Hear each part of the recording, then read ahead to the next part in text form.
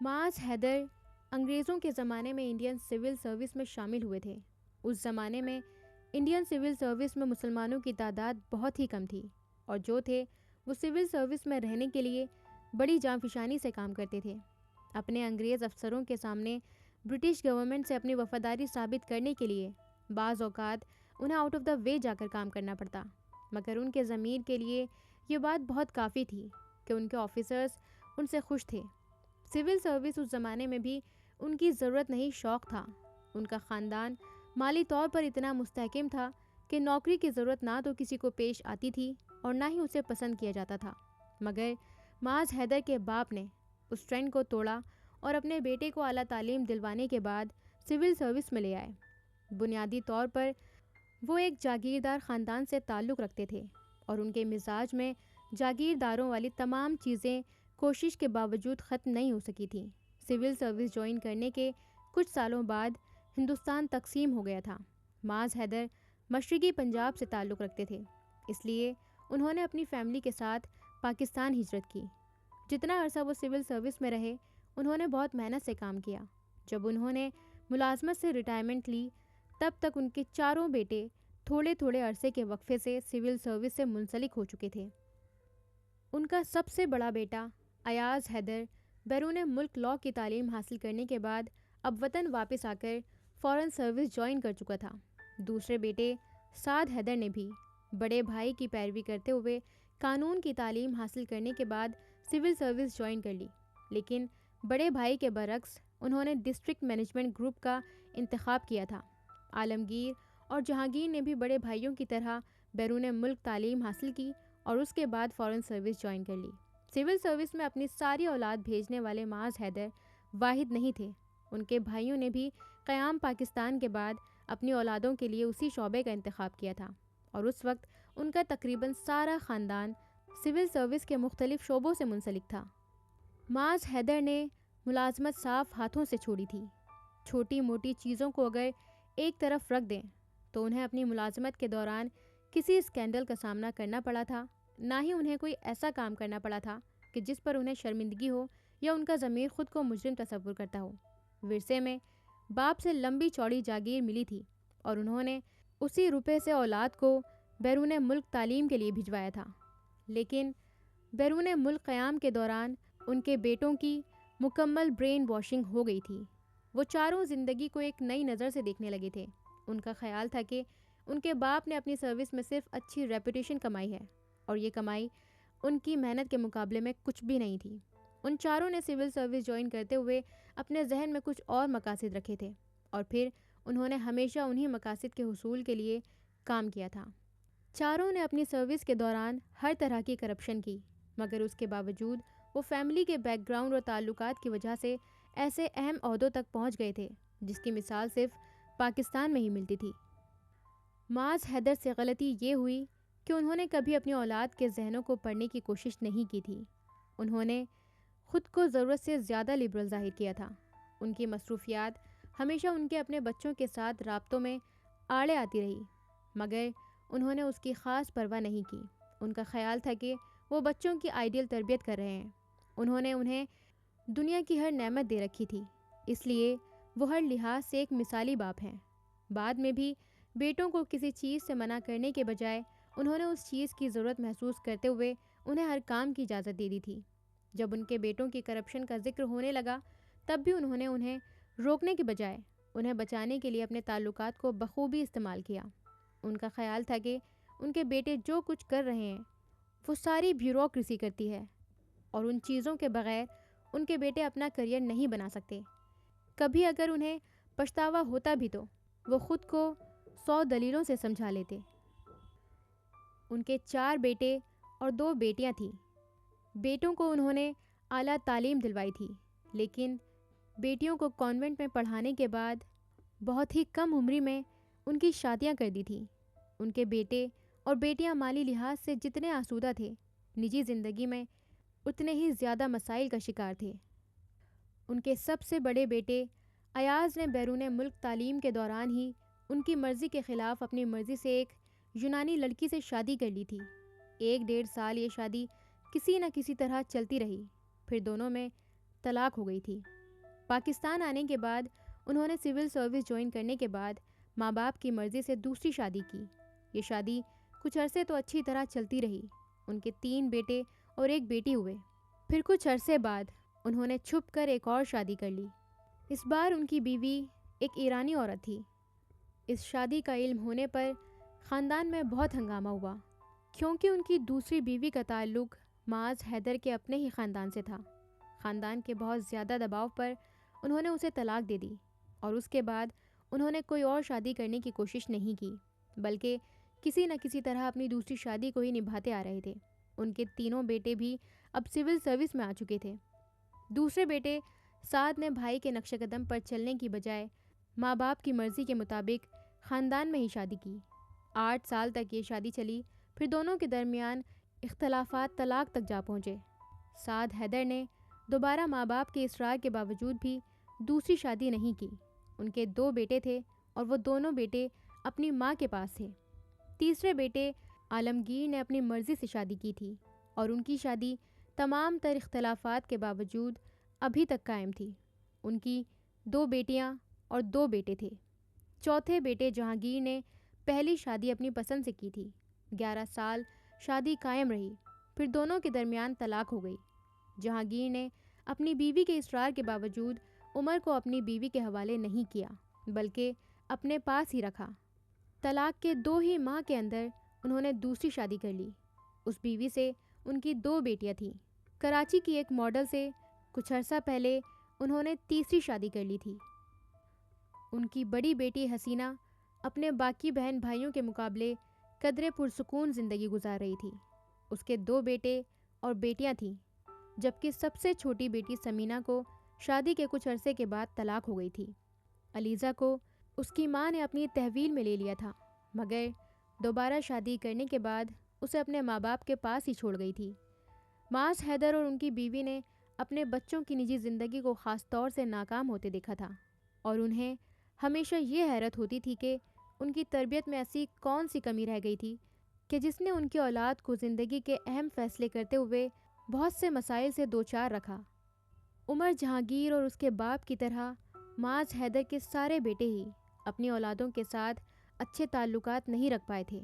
یہی وجہ تھی کہ علیزہ وقتاً فوقتاً عمر اور جہانگیر انکل کے درمیان ہونے والے جھگڑوں کے ساتھ اپنے دوسرے انکلز اور ان کی اولادوں کے درمیان ہونے والے جھگڑوں سے بھی آگاہ ہوتی رہتی، مگر اس نے کبھی کسی جھگڑے کو اتنا شدید ہوتے نہیں دیکھا تھا۔ اور پھر کیا عمر یہ سب کر سکتا ہے؟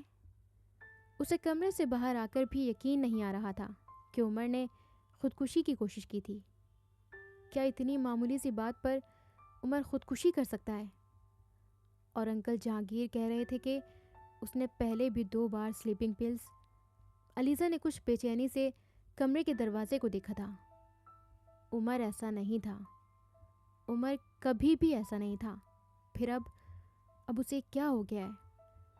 اس نے دروازے اور فرش کے درمیان والی درز سے کمرے کی روشنی کو دیکھتے ہوئے سوچا، یہ 4 سال پہلے والا عمر تو نہیں ہے، یہ تو… وہ آگے کچھ سوچ نہیں سکی تھی۔ نانو کے کمرے کا دروازہ کھلا ہوا تھا، اور وہاں سے بلند آواز میں انکل جہانگیر کے بولنے کی آواز آ رہی تھی۔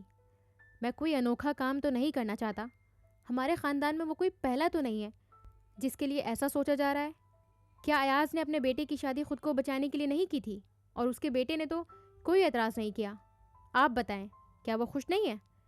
اس کی بیوی اسے کہاں سے کہاں لے گئی ہے، اور اس وقت وہ پرائم منسٹر سیکریٹریٹ میں بیٹھا ہے، عیش کر رہا ہے۔ کیا سعد اور عالمگیر نے اپنے بیٹوں کی شادی اپنی مرضی سے کر کے کوئی فائدہ حاصل نہیں کیا؟ اور اگر میں بھی ایسا کرنا چاہتا ہوں تو کیا غلط ہے؟ خالی خلی افسری حاصل کرنے سے کچھ بھی نہیں ہوتا۔ جب تک اوپر ہاتھ پکڑ کر کھینچنے والا نہ ہو، آپ کچھ نہیں کر سکتے۔ اس کا خیال ہے کہ اسے ابھی تک جو کچھ ملتا رہا ہے اس کی اپنی قابلیت کی بنیاد پر ملتا رہا ہے۔ میں اگر اس کے پیچھے نہ ہوتا تو اسے پتہ چل جاتا کہ یہ کتنے پانی میں ہے۔ انکل جہانگیر کی آواز سے ان کے غصے کا بخوبی اندازہ ہو رہا تھا۔ وہ نہ چاہتے ہوئے بھی ان کی باتیں سننے لگی تھی۔ مگر جہانگیر، اگر وہ یہ شادی کرنا نہیں چاہتا تو اسے مجبور مت کرو۔ میں بہت ڈر گئی ہوں، اور اگر اسی طرح وہ کچھ کر بیٹھا تو نانو نے اپنا خوف ظاہر کرتے ہوئے کہا، مگر انکل جہانگیر نے ان کی بات کاٹ دی۔ تو کیا ہوگا؟ آپ کا کیا خیال ہے کہ میں اس کی بلیک میلنگ کے سامنے جھک جاؤں؟ نہیں، ایسا کبھی بھی نہیں ہو سکتا۔ جہانگیر، وہ تمہارا ایک لوتا بیٹا ہے اور تم… انکل جہانگیر نے ایک بار پھر نانو کی بات کاٹ دی تھی۔ اگر ایک لوتا بیٹا میرے کام نہیں آ سکتا تو مجھے ضرورت نہیں ہے ایسے ایک لوتے بیٹے کی۔ میری طرف سے وہ بھاڑ میں جائے۔ جہانگیر، ایسے مت کہو۔ کیوں نہ کہوں؟ میں نے تو اسے دنیا کی ہر لگژری دے رکھی ہے، اور آج سے نہیں، بچپن سے۔ اور یہ میری ایک بات بھی ماننے پر تیار نہیں ہے۔ وہاں شادی نہیں کرنا چاہتا تو پھر کہاں کرنا چاہتا ہے؟ وہ لڑکی اچھے کردار کی نہیں ہے تو پھر میں اسے ایک اور لڑکی دکھا دیتا ہوں۔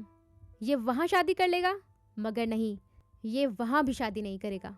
یہ ایسی کسی جگہ شادی نہیں کرے گا جہاں میں اس کی شادی کرنا چاہتا ہوں۔ اسے لگتا ہے باپ اس کا سودا کرنا چاہتا ہے، اس لیے یہ باپ کو کوئی بھی فائدہ نہیں پہنچائے گا۔ ہاں، باپ اس کا ملازم ہے، وہ اسے ساری عمر فائدہ پہنچاتا رہا ہے اور پہنچاتا رہے گا۔ جہانگیر، تم اس معاملے میں ضد نہ کرو۔ جوان اولاد سے ضد کرنا ٹھیک نہیں ہے، اور پھر جوان بیٹے سے۔ تم سمجھتے کیوں نہیں؟ وہ تمہاری بات نہیں مانتا تو اسے اس کے حال پر چھوڑ دو۔ اس طرح اس کے پیچھے مت پڑو۔ آج اس نے جو کچھ کرنے کی کوشش کی ہے، اس نے مجھے دہلا دیا ہے۔ آپ خوفزدہ مت ہوں، یہ پہلے بھی 2 بار ڈرامہ کرنے کی کوشش کر چکا ہے۔ انکل جہانگیر اب بھی تلخ تھے۔ اگر وہ پہلے بھی 2 بار یہی کوشش کر چکا ہے تو تمہیں زیادہ فکر مند ہو جانا چاہیے۔ اس کا مطلب ہے کہ وہ واقعی اس حد تک ضد ہو چکا ہے کہ اس آخری قدم کو اٹھانے سے بھی گریز نہیں کر رہا۔ نانو نے انکل جہانگیر کو سمجھانے کی کوشش کی تھی، مگر وہ کچھ بھی سننے کو تیار نہیں تھے۔ آپ اسے مجھ سے بہتر نہیں سمجھتی۔ میں جانتا ہوں مجھے اسے کس طرح سے ہینڈل کرنا ہے، اور میں کر لوں گا۔ آپ اس معاملے میں اس کی سائیڈ مت لیں۔ میں اس کی سائیڈ نہیں لے رہی، میں صرف تمہیں سمجھا رہی ہوں کہ یہ سب ٹھیک نہیں ہے۔ تم کسی 13 سالہ لڑکے کو ہینڈل نہیں کر رہے، 30 سالہ مرد کا سامنا ہے تمہیں۔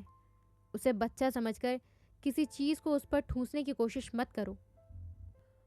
اس پر کسی بھی چیز کو ٹھونسنے کی کوشش نہ کروں اور اپنا کریئر تباہ کر لوں۔ اگر وہ نہ ہوتا تو پھر تم کیا کرتے؟ پھر بھی تو کسی نہ کسی طرح خود کو مصیبت میں سے نکالتے ہی نا۔ پھر اب بھی کچھ نہ کچھ کر لو۔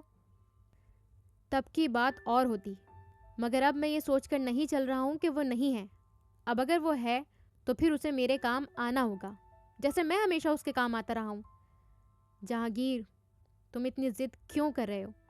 تمہیں یاد نہیں ہے تمہارے باپ نے کبھی تم چاروں کے ساتھ اس طرح ضد نہیں کی تھی۔ تم لوگوں نے جو کرنا چاہا انہوں نے تمہیں کرنے دیا، چاہے وہ اپنی مرضی سے شادی یا طلاق جیسا اہم فیصلہ ہی کیوں نہ ہو۔ مجھے ڈیڈی کی مثال مت دیں، تب حالات اور تھے، لیکن اب صورتحال کچھ اور ہے۔ انکل جہانگیر نے تیزی سے کہا تھا۔ اس لیے صورتحال اور ہے کیونکہ تم اب کسی اور کے باپ ہو، بیٹے نہیں۔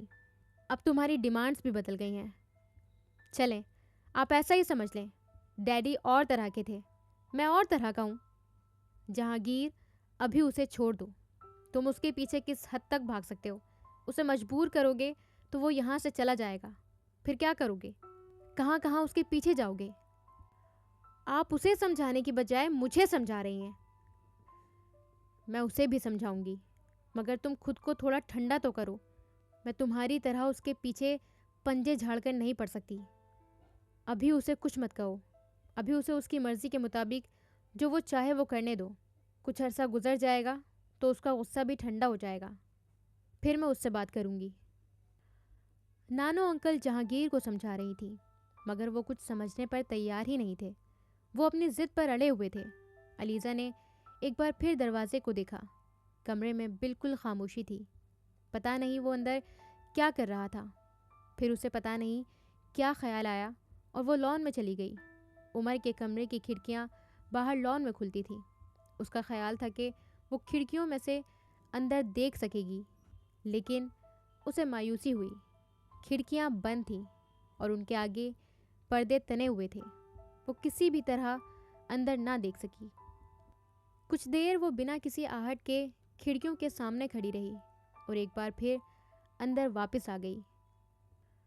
نانو اور انکل جہانگیر کی بحث اب بھی جاری تھی۔ وہ عمر کے کمرے کی طرف جانے کے بجائے اپنے کمرے میں آ گئی۔ کپڑے بدل کر وہ بستر پر لیٹنے کے باوجود اس کی آنکھوں میں نیند کے کوئی آثار نہیں تھے۔ وہ عمر کے وعدے کے باوجود اس کے بارے میں پریشان تھی اور اسے حیرانی تھی کہ انکل جہانگیر عمر کے بارے میں فکر مند کیوں نہیں ہے، انہیں اس کی زندگی کی پرواہ کیوں نہیں ہے۔ کچھ بے چین ہو کر وہ ایک بار پھر اٹھ گئی اور کمرے کے چکر لگانے لگی، پھر تھک کر بیڈ پر بیٹھ گئی۔ سونے سے پہلے ایک خیال آنے پر وہ دوبارہ اپنے کمرے سے نکل کر عمر کے کمرے کی طرف گئی تھی۔ نانو کے کمرے کا دروازہ اب بند تھا، وہاں اب خاموشی تھی۔ عمر کے کمرے کی لائٹ اب بھی آن تھی، لیکن کمرے میں سے کوئی آواز نہیں آ رہی تھی۔ عمر کبھی بھی لائٹ آن کر کے نہیں سوتا تھا، یہ بات وہ اچھی طرح جانتی تھی، اور اگر اس وقت وہ سو نہیں رہا تھا تو پھر کیا کر رہا تھا؟ اس نے بے قراری سے سوچا۔ کچھ دیر کمرے کے سامنے کھڑے رہنے کے بعد وہ واپس کمرے میں آ گئی۔ اپنے کمرے میں آنے کے بعد وہ بہت دیر تک عمر کے بارے میں سوچتی رہی۔ اگلی صبح اس کی آنکھ دیر سے کھلی، گھڑی 9:30 بجا رہی تھی۔ آنکھیں کھولتے ہی جو پہلا خیال اس کے ذہن میں آیا تھا وہ عمر کا تھا۔ کپڑے تبدیل کرنے کے بعد وہ کمرے سے باہر نکلی۔ گھر میں بالکل ہی خاموشی تھی۔ عمر کے کمرے کا دروازہ اب بھی بند تھا۔ وہ دروازے پر دستک دینا چاہ رہی تھی، لیکن پھر کچھ سوچ کر رک گئی۔ نانو کو ڈھونڈتے ہوئے وہ کچن میں آ گئی۔ اسے نانو قدرے پریشان لگی۔ کچن میں ان کے علاوہ اور کوئی نہیں تھا۔ اسے دیکھتے ہی انہوں نے کہا، میں تمہیں جگانے ہی والی تھی، اچھا ہوا کہ تم خود اٹھ گئیں۔ آج یونیورسٹی جانے کا ارادہ نہیں ہے؟ نہیں نانو، میں آج یونیورسٹی نہیں جاؤں گی، اس نے ڈائننگ ٹیبل کی کرسی کھینچتے ہوئے کہا تھا۔ کیوں؟ بس میرا دل نہیں چاہ رہا۔ نانو اوون میں کوئی چیز رکھ رہی تھی۔ پھر ناشتہ کر لو۔ نہیں، میرا دل نہیں چاہ رہا، اس نے انکار کر دیا تھا۔ نانو انکل جہانگیر کہاں ہیں؟ اچانک اس نے پوچھا تھا۔ وہ صبح چلا گیا ہے۔ علیزہ کو اچانک ہی بے حد اطمینان کا احساس ہوا تھا۔ عمر سے دوبارہ ان کی کوئی بات ہوئی؟ نہیں، عمر سویا ہوا تھا، میں نے اسے نہیں جگایا، نانو نے کام کرتے ہوئے کہا۔ اب جگا دوں اسے؟ علیزہ نے چند لمحے خاموش رہنے کے بعد پوچھا تھا۔ نہیں، ابھی اسے سونے دو، نانو نے اس سے کہا تھا۔ کچن میں ایک بار پھر خاموشی چھا گئی تھی۔ نانو، عمر نے یہ سب کیوں کیا؟ اس نے کچھ دیر بعد پوچھا تھا۔ نانو چند لمحے اس کا چہرہ دیکھتی رہیں۔ پتہ نہیں، انہوں نے مایوسی سے سر ہلایا تھا۔ نانو، وہ بالکل بدل گیا ہے نا؟ ہاں، ایسا تو ہونا ہی تھا، مگر کیوں نانو؟ عمر تو وہ تو مجھے یقین نہیں آتا نانو، عمر ایسا ہو جائے گا۔ ابھی کل تک تو وہ بالکل ٹھیک تھا، ایک دن میں ہی کیا ہو گیا؟ میرے پاس تمہارے کسی سوال کا جواب نہیں ہے علیزہ، نانو نے بے بسی سے کندھے اچکاتے ہوئے کہا تھا۔ جہانگیر انکل اسے کیوں پریشان کر رہے ہیں؟ کیوں اس طرح پریشان کر رہے ہیں؟ اس کی مرضی کے خلاف اس سے ایک کام کیوں کروانا چاہتے ہیں؟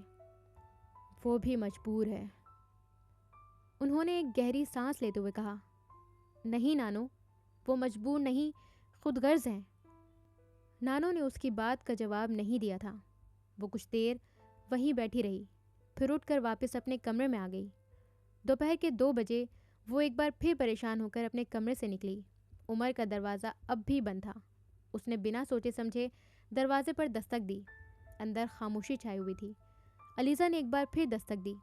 اس بار دستک کی آواز زوردار تھی، مگر اندر خاموشی نہیں ٹوٹی۔ اس نے یکے بعد دیگرے کئی بار دروازہ بجایا، مگر کوئی جواب نہیں آیا۔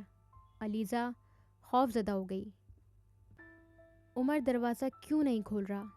وہ اتنی گہری نیند تو نہیں سوتا؟ اس نے دم سادھے سوچا۔ بجلی کے ایک جھماکے سے اسے یاد آیا کہ کمرے کی ایک اور چابی نانو کی دراز میں پڑی ہوئی ہے، اور وہ اس چابی کو لا کر دروازہ کھول سکتی ہے۔ تقریباً بھاگتے ہوئے وہ نانو کے کمرے میں آئی تھی۔ اس نے ان کی دراز سے چابیوں کا گچھا نکالا اور تیز رفتاری سے واپس عمر کے کمرے کے دروازے کے پاس آ گئی۔ کانپتے ہاتھوں کے ساتھ اس نے دروازے میں چابی گھمائی۔ دروازے کا لاک کھل گیا۔ اس نے نوب گھماتے ہوئے آہستہ آہستہ دروازہ کھولنا شروع کر دیا۔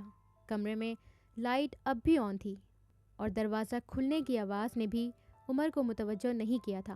علیزہ نے دروازہ کھولتے ہوئے اپنا قدم اندر بڑھایا اور پھر جیسے اسے شوق لگا تھا، عمر بیڈ پر کمبل لپیٹے اوندھے منہ سویا ہوا تھا۔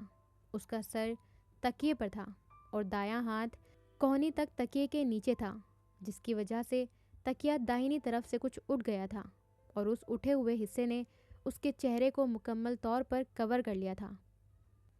اس کے لیے حیران کن بات تھی کہ عمر لائٹ جلتی چھوڑ کر سو گیا تھا، مگر اس وقت جس چیز سے اسے شوق لگا تھا وہ بیڈ کے کچھ فاصلے پر تپائی پر موجود 2-3 بوتلیں اور ایک گلاس تھا۔ وہ بوتلیں اس کے لیے نئی نہیں تھیں۔ وہ بہت دفعہ ویسی ہی بوتلیں بازار سے خرید کر انہیں بیلیں لگانے کے لیے استعمال کرتی رہی تھی، مگر وہ بوتلیں ہمیشہ خالی ہوتی تھیں۔ آج پہلی بار وہ ان بوتلوں کا اصلی مصرف دیکھ رہی تھی، اور وہ بھی عمر کے کمرے میں۔ وہ کچھ دیر ساکت کھڑی ان بوتلوں کو دیکھتی رہی تھی، پھر دھیمے قدموں سے تپائی کی جانب جانے لگی۔ تپائی کے قریب پہنچ کر اس نے جھک کر ان بوتلوں کو دیکھا تھا۔ ایک بوتل خالی تھی، جبکہ دوسری بوتل آدھی خالی تھی۔ عمر کے بیڈ سائڈ ٹیبل پر پڑی ہوئی ایش ٹرے سگریٹ کے جلے ہوئے ٹکڑوں سے بھری ہوئی تھی۔ وہ اب جان چکی تھی کہ رات کو کمرہ لاک کرنے کے بعد وہ کیا کرتا رہا ہوگا، اور شاید نشے کی ہی حالت میں وہ لائٹ بند کیے بغیر ہی سو گیا تھا۔ علیزہ ابھی بھی کچھ بے یقینی سے ان چیزوں کو اور بیڈ پر پڑے ہوئے عمر کو دیکھتی رہی۔ عمر تو یہ دونوں چیزیں استعمال نہیں کرتا تھا، پھر اب کیوں؟ اس نے مایوسی سے سوچا۔ چند لمحے وہیں کھڑی وہ بے مقصد عمر کو دیکھتی رہی، پھر کچھ مایوسی سے اسی طرح دھیمے قدموں سے کمرے سے باہر نکل گئی تھی۔ نانو کے کمرے میں چابی رکھنے کے بعد وہ ایک بار پھر لاؤنج میں آ گئی تھی۔ لاؤنج کے صوفے پر بیٹھ کر وہ ایک بار پھر رات کے واقعات کے بارے میں سوچنے لگی تھی۔ کیا عمر اٹھ گیا ہے؟ وہ اچانک نانو کی آواز پر چونکی تھی۔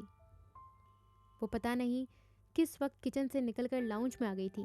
علیزہ نے انہیں دیکھتے ہوئے نفی میں سر ہلا دیا۔ نانو کچھ فکر مند کھڑی تھی۔ ابھی تک نہیں جاگا؟ تم نے اسے جگانے کی کوشش نہیں کی؟ انہوں نے علیزہ سے پوچھا تھا۔ نہیں، اس نے ایک بار پھر نفی میں سر ہلاتے ہوئے کہا۔ کیوں نہیں جگایا؟ تمہیں جگانے کی کوشش کرنی چاہیے تھی۔ وہ کچھ خفا ہو کر بولی تھی۔ آپ نے کہا تھا نانو کہ اسے سونے دو، اس نے انہیں یاد دلایا تھا۔ ہاں، میں نے ہی کہا تھا، لیکن اب تو بہت دیر ہو گئی ہے، مجھے خود ہی جا کر دیکھنا چاہیے، نانو نے بڑبڑاتے ہوئے کہا۔ علیزہ خاموشی سے انہیں لاؤنج سے جاتے ہوئے دیکھتی رہی۔ نانو کی واپسی بہت جلدی نہیں ہوئی تھی، وہ تقریباً 10 منٹ کے بعد واپس آئی تھی۔ آپ نے اسے اٹھا دیا؟ علیزہ نے ان کے چہرے پر موجود اطمینان دیکھ کر کہا تھا۔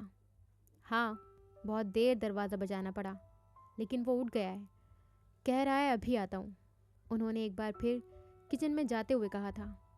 علیزہ نے اندازہ لگانے کی کوشش کی تھی کہ کیا نانو عمر کے کمرے کے اندر گئی تھی، یا عمر نے دروازہ کھولے بغیر انہیں اندر سے ہی جواب دے دیا تھا۔ نانو، آپ عمر کے کمرے میں گئی تھی؟ علیزہ نے وہیں بیٹھے بیٹھے بلند آواز میں پوچھا تھا۔ نہیں، اندر نہیں گئی۔ کیوں پوچھ رہی ہو؟ نانو نے کچن سے باہر آئے بغیر جواب دیا تھا۔ بس ایسے ہی، اس نے ایک بار پھر بلند آواز میں کہا تھا۔ اس کا مطلب ہے نانو نے وہ بوتلیں نہیں دیکھی ہیں۔ یہ اچھا ہی ہوا، ورنہ نانو کو تکلیف پہنچتی۔ انہوں نے تو کبھی یہ نہیں سوچا ہوگا کہ عمر ڈرنک کرے گا، اور پھر یوں ان کے گھر پر، ان کے سامنے۔ علیزہ نے کچھ مطمئن ہو کر سوچا تھا عمر نے بھی اسی لیے دروازہ کھولے بغیر نانو کو جواب دیا ہوگا، تاکہ نانو اندر آ کر بوتلیں نہ دیکھ سکیں۔ مگر آخر عمر یہ سب کچھ کیوں کر رہا ہے؟ وہ تو ایسا نہیں تھا، وہ تو کبھی بھی ایسا نہیں تھا۔ اس کا ذہن ایک بار پھر الجھ گیا تھا۔